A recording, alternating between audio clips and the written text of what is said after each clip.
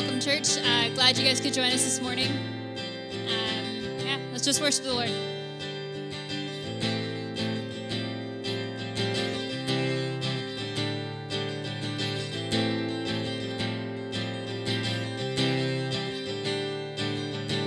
Water you turned into wine,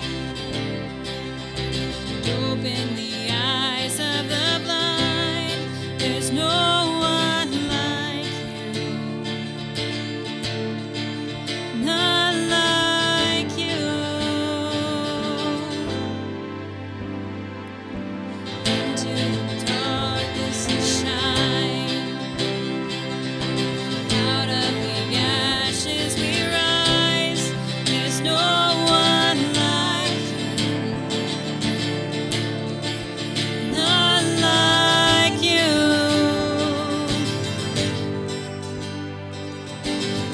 God is greater, our God is stronger.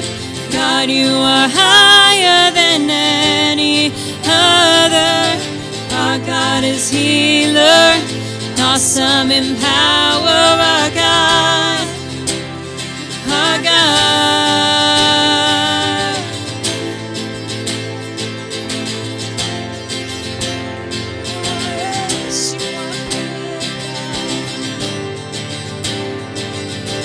Water you turned into wine, open the eyes of the blind. There's no one like you, none like you. Into the darkness you shine, out of the ashes we rise. There's no one like you, none like you. Our God is greater, our God is stronger. God, you are higher than any other. Our God is healer, awesome in power. Our God, our God.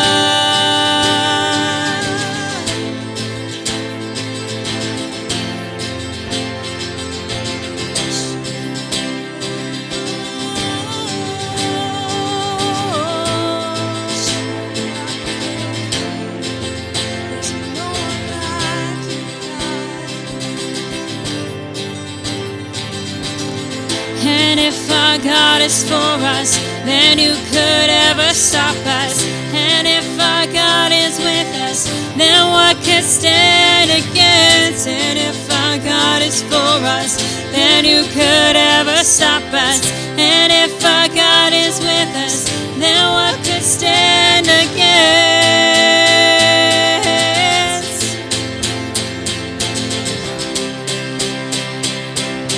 And what could stand against?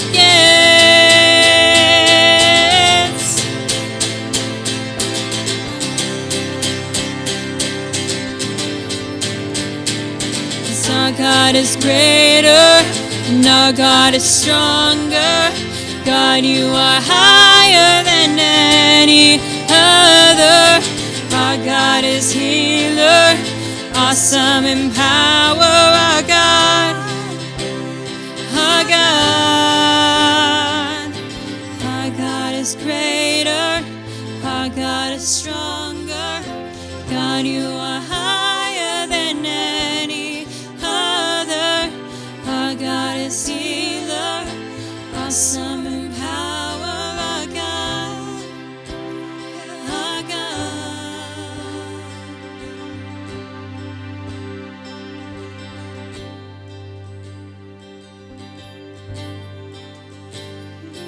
And to worship, here I am to bow down. Here I am to say that you're my God.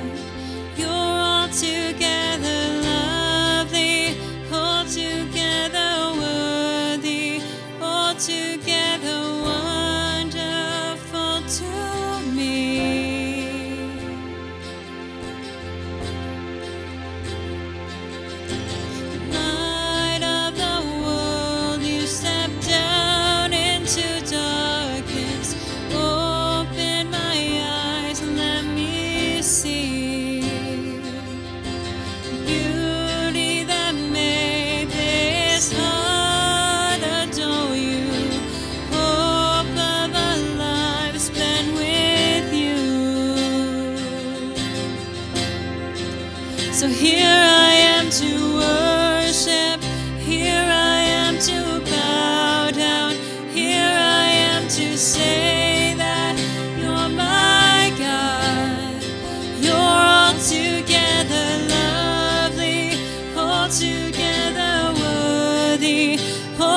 altogether wonderful to me.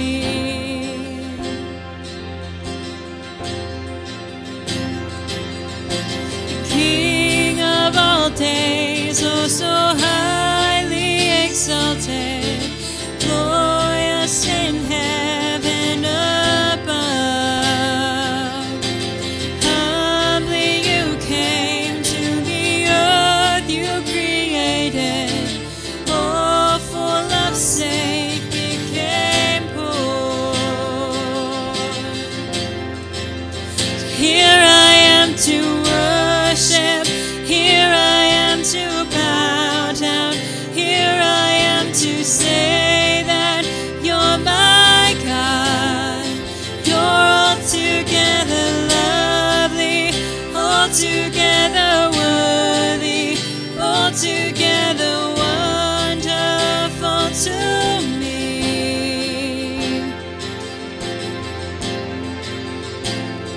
And I'll never know how much it cost to see my sin upon that cross. And I'll never know how much it cost to see my sin upon that cross.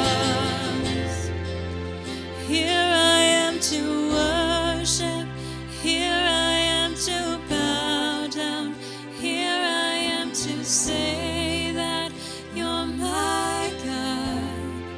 You're altogether lovely, altogether worthy, altogether wonderful to me.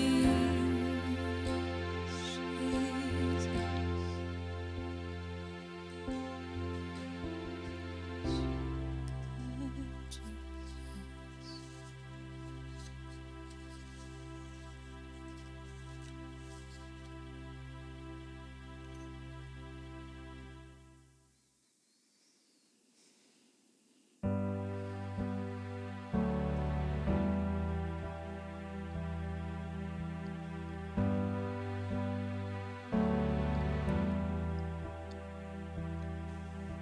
And grander earth has quaked before,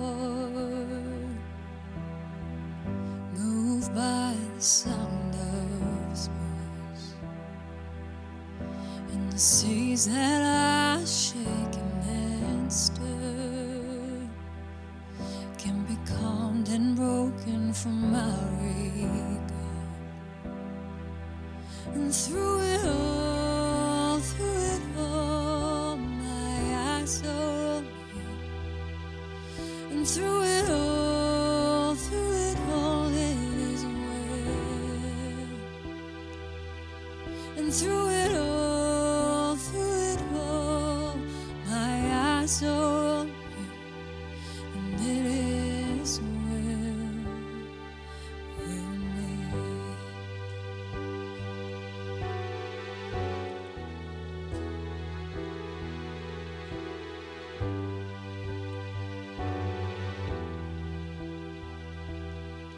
Far be from me to not believe,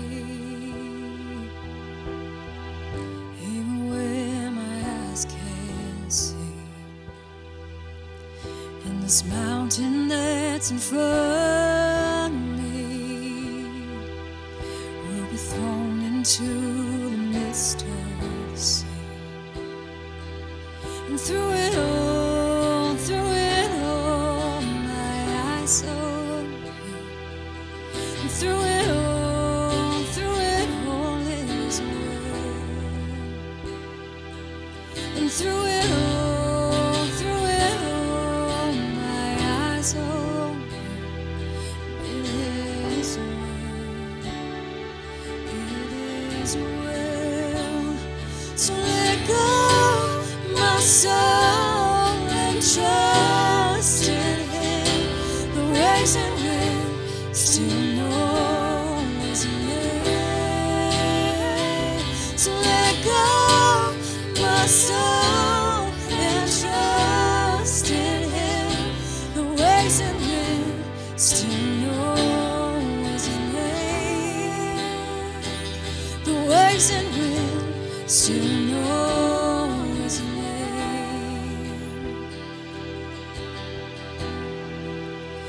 It is well with my soul. It is well with my soul. It is well with my soul. It is well. It is well with my soul. It is well with my soul. Just declare it over yourself. It is well with my soul. It is well with my soul. It is well. It is well with my soul. It is well. It is well with my soul. It is well. It is well with my soul.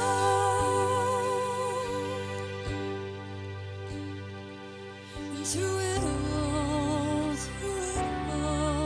my eyes are open.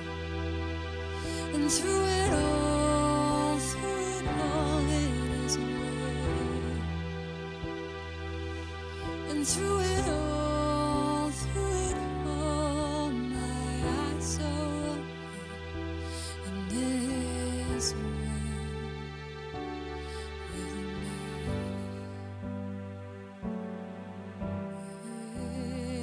Yes, it is well. Even in the trials, it is well. Yes, Jesus. God, we just thank you that even when we're walking through hard times and when things seem uncertain and unclear, we know that we can trust in you, that you are our rock and you are our salvation. Help us to just stand in your firm foundation, God, and to not let all the things that are around us and going on distract us from the truth, which is you are in control. The battle has already been won, and you are good, and you are for us.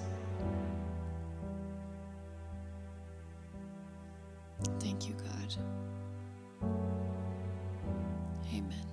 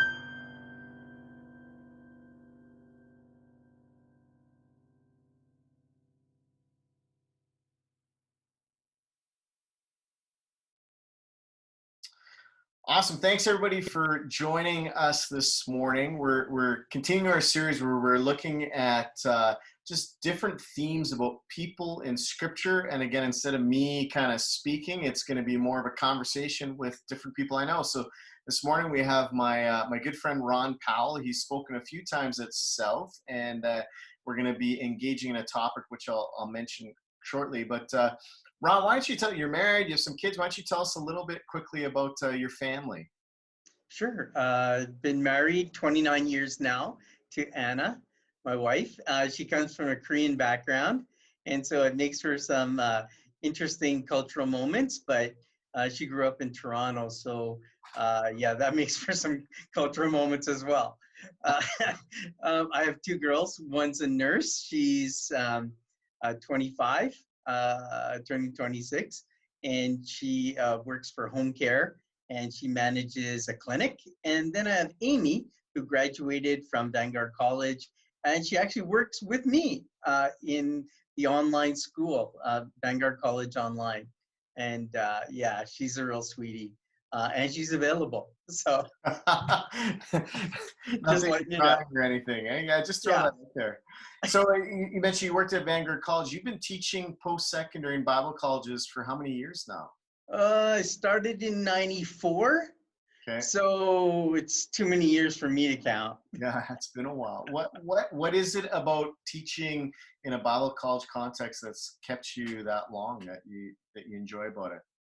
Well, I think it just, I felt when I first got called to the ministry, I felt like I was called to uh, share the gospel with the whole world. And so now I feel like I'm preparing other people to go to the edge, other people to go out and be amongst people. So I feel like I'm still fulfilling that original call.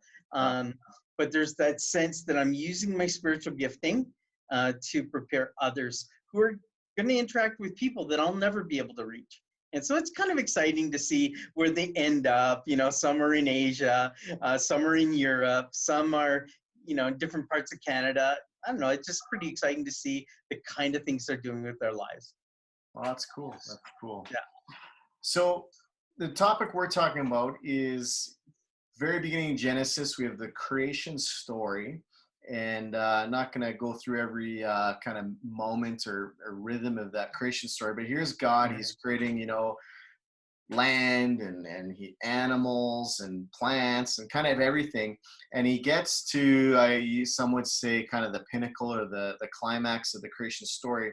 And he's creating humanity. And there's this interesting line. Bad on me, I didn't have my Bible right in front of me to read it, but it's basically saying, these that we're going to create them in God's image, in the image of God that humanity is created. So help us here a little bit. It's not language that we use today all the time. What unpack that for us, maybe a tiny bit, what that means.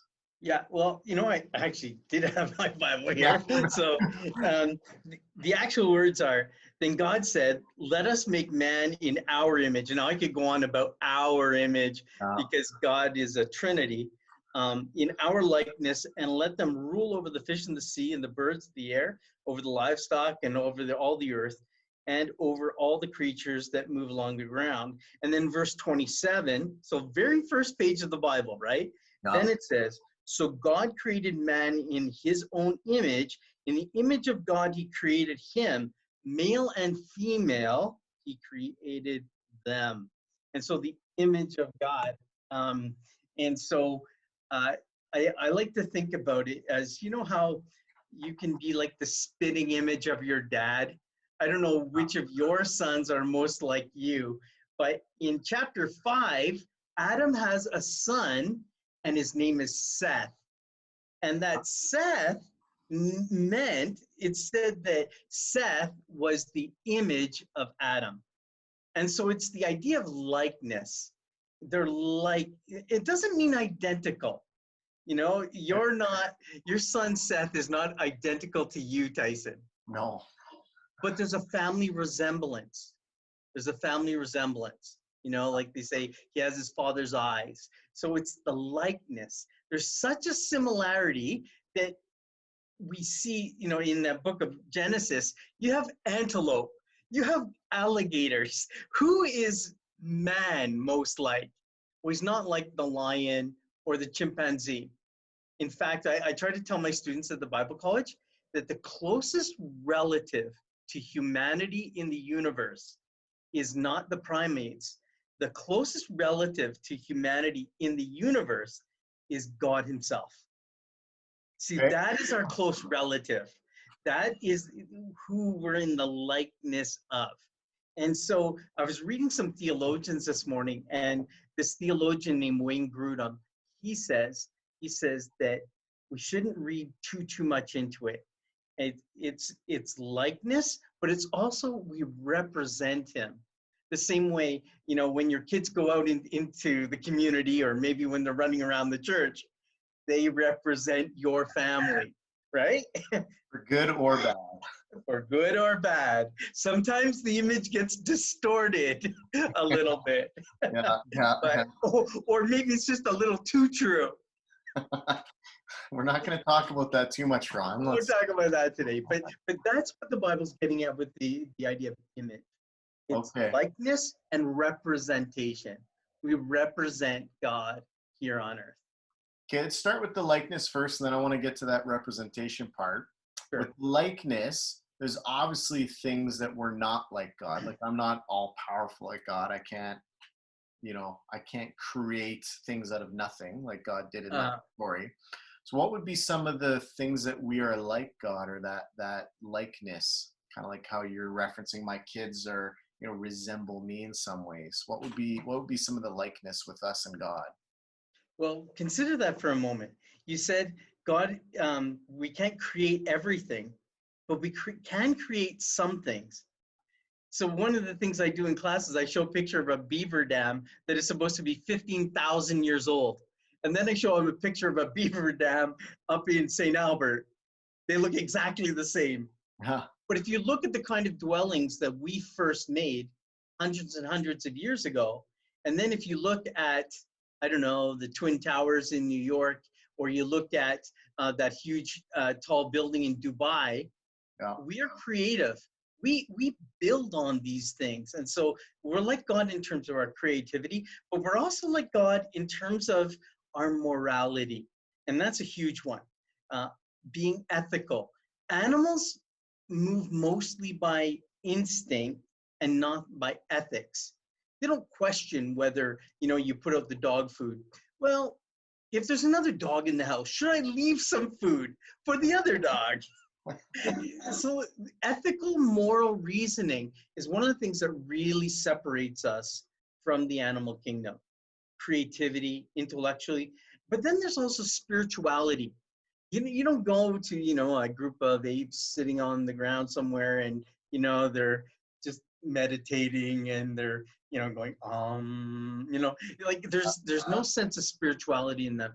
But if you look at every different culture on earth, whether it's the same spirituality we practice or not, every different culture has some form of spirituality. Even atheists who say, I just worship man. Well, there's spirituality there. Or these people who talk about the universe. The universe doesn't want me to do this, or the universe was kind to me. Well, there's a sense of reverence. There's a sense of that. So spirituality, morality, creativity, intellectual development, all of those things are part of that image of God. No, we're not all knowing. We're not all powerful, but we do have a certain amount of power. We do have a certain amount of knowledge. And we do have some of the qualities and the characteristics of God. So to fully understand what it is to be human, I think we have to get an understanding of who is God. And then we can understand what does it mean to be in his likeness? What does it mean to be truly human? It needs an understanding of who God is. Okay.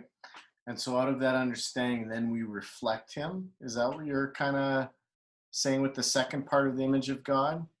Yeah. So there's that representation. Or representation, yeah. So we're representing him on earth. When we see in Genesis what man does in creation, what does he do? Well, he governs creation. he stewards it. That's where we get that word for farming, husbandry. We care for the land, we care for creation, and then of course we care for one another. And so there's, as we represent God the same way, your kids might, one of the early commandments is told to honor your father and your mother. But all of creation honors God by living in a way that he would want us to on the face of this earth. And that's every nationality, it's every ethnicity, it's every person, even if they don't know Jesus yet. All of humanity is meant to represent God. All of humanity is made in the image of God. And so, that also speaks to the idea that what are you doing with that body of yours? Are you using it for evil, or are you using it to give glory to your Creator? Are you living in a way that he would on earth? And I guess the best representation of God on earth is Jesus Christ. So he becomes the example of a living, breathing human being who, more than anybody else, reflects and represents God. And that's why we would look, okay, what, that famous saying is, what would Jesus do? That's resonating with that as he becomes the ultimate example of reflecting and representing God. That's right. And also, there's all this teaching about how that image of God has been distorted. I like to give the example to people. It's like Tolkien said that the orcs in his books were actually elves, but they were twisted and demented by the evil one, and then they became this ugly, ugly image. But what happens, we've been distorted. We're not perfectly moral. No one needs to coach us on how to steal a cookie from the cookie jar. There's a sense. No one coaches us how to push our brother down. That comes pretty naturally, and that's because that image of God is not a perfect image. But what we hear in Scripture is that the goal of the Christian life is to be transformed into the image of God's Son. That image is being restored. First, when we commit to Christ, but the second you say that sinner's prayer, you're not suddenly a godly person. You're being conformed. You're becoming more and more like God intended you to be. And the closer you get to that, the better you represent him, and the more human actually you become. You become more human. You become more humane. And so that's all part of that image. I like that. So we don't often think that way, that the more in our journey, the more we become like Jesus or become who God made us to be, we're becoming more human. Because often people would say, no, maybe you're less human because you're becoming more like God. But you're making the argument, no, that's what we were created for. To be human is to be the image of God, to reflect and represent him. And right. And so, I mean, I guess you could say in some senses, we're not always what God meant us to be. We can be less human. And you can see that in world history. When people lose sight of God, they become less humane. They become more focused on other things. And so people will often say they're almost being animalistic. They're not being humane. They're not being human. And so, yeah, I guess maybe there's a twist on it. We often say in the church that they're becoming more godly, but I think it's really restoring the image of what man was meant to be. And in fact, Paul says that when we see him, we will see him face to face and we'll become more like him. So that's part of that Christian journey. It's becoming conformed to that image. It's bearing that image, being an image bearer. We carry that image with us, and we're growing into that image more and more. So our conversation has been mostly focused on what this term means for us and what we do with it. Let's just shift it for a second.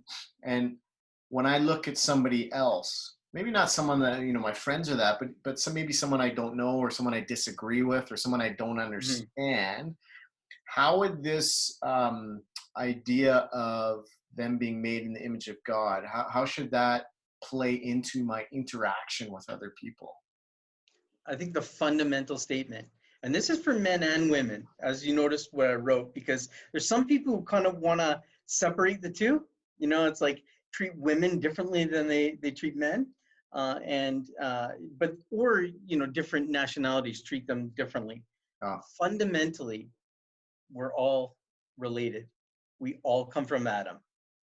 And so, I mean, it sounds kind of hippy dippy, kind of humanistic to say that everyone is my brother, everyone is my sister, but we have a common ancestor. So we're all related. And then if you bring into that conversation the idea that we're created in the image of God, the ultimate value. Um, and how do you even estimate the value of a human? If you were to add up all the chemicals in the water that makes us, we might be worth like $1.98.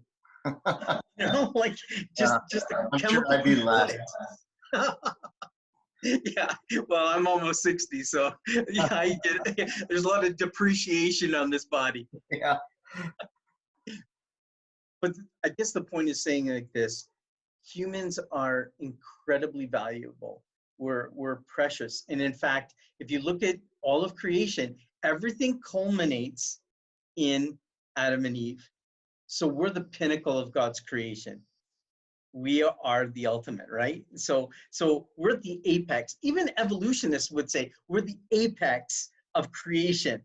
We're the ultimate.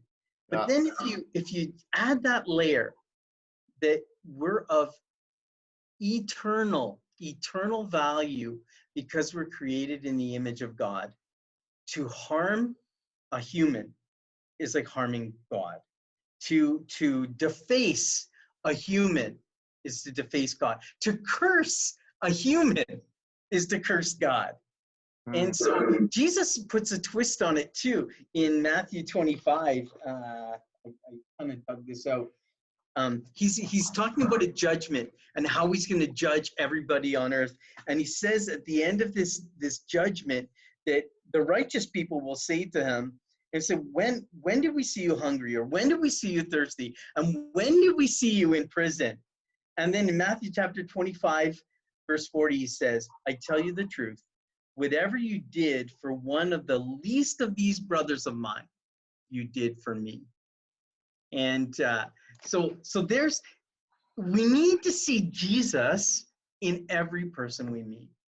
One of the things that really astounded me, I listened to Mother Teresa's Nobel Prize acceptance when she got the Nobel Prize. Oh. And this is what she said, all I did was I looked at every person laying in the street, and I'd say to that man who's lying there with leprosy, and I'd pick him up and his skin would stick to the street, and I would say, Jesus, let me take you home in my wheelbarrow. Jesus, let me give you a nice place to die. These were the untouchables in India, in Calcutta. These were the people that people would purposely walk on the other street, and she went and found them, and then she called them Jesus. And so I think God wants us to see his image in every person we interact with. Even the people who are mean to us, the people we don't get, we don't understand, they're really different from us. If we can look into their eyes and say, you are Jesus to me. I see God's image in you. Let me, visit you when you're sick. Let me feed you when you're hungry. Let me treat you as if I just bumped into Jesus at the mall. Let me treat you like I treat him. And that is valuing that image. And when we do, when we recognize God's image in others and treat them as such, we then represent the image of God in us to them, right? Like it's almost like a circular, I'm saying that wrong, but it kind of goes around in the sense of like, I see God's image in you, so I'm going to treat you like Jesus, like Mother Teresa did. And as a result, I am representing God's image in me to you. I'm representing God to you. And it comes this cycle of, Yeah, and I think that's what brings all humanity up. See, because when you treat a person with worth, the same worth as you see in yourself, then I think you're both elevated, so you reflect, the same way the moon reflects the light of the sun. It doesn't have a light source of its own. It's kind of an image of the sun, but it's a lesser image of the sun. God is that sun. We reflect him like the moon. People can see the light of Christ in us. And that's when we truly bear that image. We become an image bearer. But you're right, like when we see that image in someone else, then we treat them with the value that God would. Because think of what the value that Jesus, that God, would send his only son to actually die. I mean, you got to see value in someone if you're going to lay down your life for them. And even these are the people who rejected him. These were nasty, nasty people. And still, he saw them of such great value that they were worth dying for. yeah. So two maybe practical takeaways I'm getting from you. Feel free to jump in and correct me if I'm wrong here, or to add to them. The first would be is probably all of us need to regularly reflect on who God is and how we represent him in our lives. And then another one is Mother Teresa, it was Calcutta, it was lepers. I don't want, when I leave my cul-de-sac, there's no leopards on my, laying on the road. But how can I contextualize that here? What is my representation? How can I see Jesus and others and love like that? Yeah. Oh, I think so. I mean, sometimes even though my parents are, dead and gone, I still want to do things that would make them proud of me. And so it's like living up to the family name, making them proud. And so if we go out each day out of the house, it's like, God, I wanna represent you. I wanna do you justice. I want to live up to that family connection that I have with you, and I want to reflect your love, your grace. And that's why, we don't do this alone. He gives us his spirit. He gives us fruit of the spirit. So we have a help to try and do this as well. It's just like we're not doing this solo. And so I think it's really important to have this conversation with him and say, God, I want to do what's right. I live in a really, broken world. Help me to reflect you instead of giving that guy the finger who cuts me off in traffic. Help me to, I don't know, buy a coffee for the person behind me in Starbucks. They might be 6 feet behind me now, but I might still, or when you go to the drive-thru, pay for the person behind you and make them scratch their head a little bit to say, well, why would they do that? And it's like, well, Jesus might do that, and so there's that sense of, it gets really, really practical, I think, in the sense of, like Jesus said, I was hungry and you fed me. I was naked and you clothed me. I was in prison and you visited me. I mean, I don't know when the last time was I went to a prison. It's a long, long time ago, but it's those kind of things. Like you say, there might not be, a leper on your street, but there's definitely a senior's home. There's shut-ins. There's people that you can go to. And even like during COVID, my wife went and brought masks before they were available in any of the stores. She brought masks to our neighbors, and it's like, yeah, you might not wear them, you might not like them, but at least here it might, it was just a nice gesture that she did, for other people. And that was out of this idea of representing God, who she was becoming more human by doing something simple like that. Yeah, like the humans God made us to be, right? Because we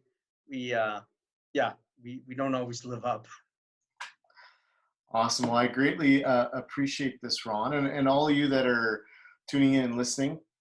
if you have any questions, feel free to just put them in the comments and we'll get back to you on that. And also you'll see a link there. If you need prayer for anything, feel free to click on that link and it'll take you where you can just type in a prayer request, and we'd be thrilled to pray for you and encourage you in that way. But thank you, Ron, for sharing with us and being with us for this morning. And everybody else, if you just stick around for a moment, there's going to be some announcements.